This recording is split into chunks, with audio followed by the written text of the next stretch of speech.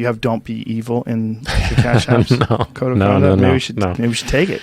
It's No. open. It's free now. One of our like equivalent operating principles within Cash and Square is how do we understand someone's struggle? Like, how do we understand, like, how do we have the empathy for, like, what they're struggling with? And, like, when it comes to finance, they're struggling with a lot.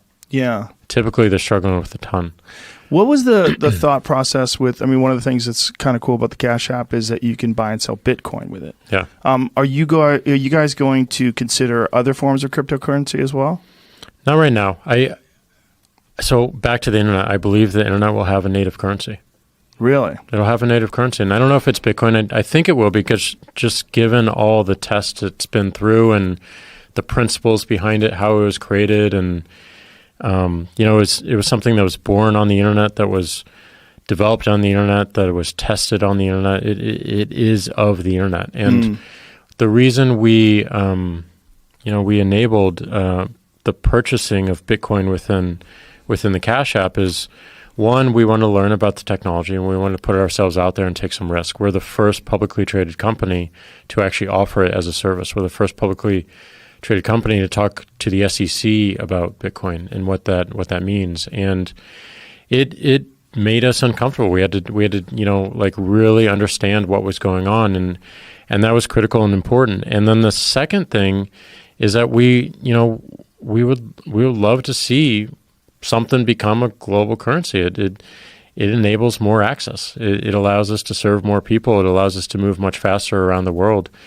And we thought we were going to start with how you can use it transactionally, but we noticed that people were treating it more like an asset, like a virtual gold, and we wanted just to make that easy, just the simplest way to buy and sell Bitcoin. But we also knew that it had to come with a lot of education. It had to come with constraint, because 2 years ago, people did some really unhealthy things about purchasing Bitcoin. They maxed out their credit cards and put all their life savings into Bitcoin. So we developed some very simple restrictions and constraints, like you can't buy Bitcoin on the Cash App with a credit card. It has to be the money you actually have in it. And we look for day trading, which we discourage and shut down. Like that's not what we were trying to build. That's not what we were trying to optimize for. We made a children's book explaining what Bitcoin is and where it came from and how people use it and where it might be going. So we really tried to take on the role of education and to have some very simple, healthy constraints that allowed people to consider what their actions are in the space. Now, when you have something like the Cash App, which is it's very much a disruptive technology in terms of decentralization of banks and currency, and to have it where everything is going right at, you're direct depositing a paycheck right in the app if you so choose, and then you could also buy Bitcoin, which is another disruptive technology. I mean, this is another step towards this sort of new way of doing things. Yeah. And is there pushback from any companies, or is there? Oh yeah. I mean, you just look at some of the major banks and their consideration around Bitcoin.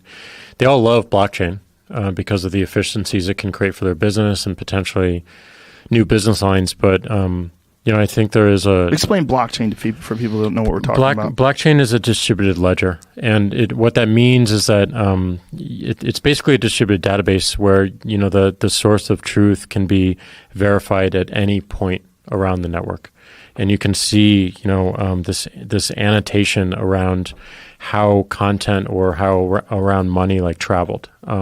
So you don't have to go to an institution to get the records. There's no centralized check. There's no centralized control over it. And I think that is threatening. It's certainly threatening to certain services behind banks and financial institutions. It's threatening to some governments as well.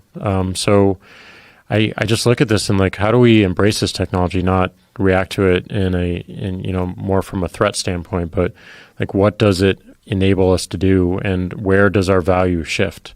And that's what we should be talking about right now, is like how our value shifts. And there's always really strong answers to that question. But if you're not willing to ask the question in the first place, you will become irrelevant, because technology will just continue to march on and make you irrelevant. And it's the people that like are growing up with this technology, or born with the technology, only knowing that technology, or are asking the tough questions of themselves that they're going to be super disruptive to their business. And they're thinking about it right now, and they're taking actions. And we're doing that at Square, and we're doing that at Twitter. And like that to me represents longevity. That represents our ability to thrive. And we got to push ourselves. We got to make ourselves uncomfortable, and we got to disrupt what we held sacred and what we think is success today. Because otherwise, it's not going to be bigger than what we have today.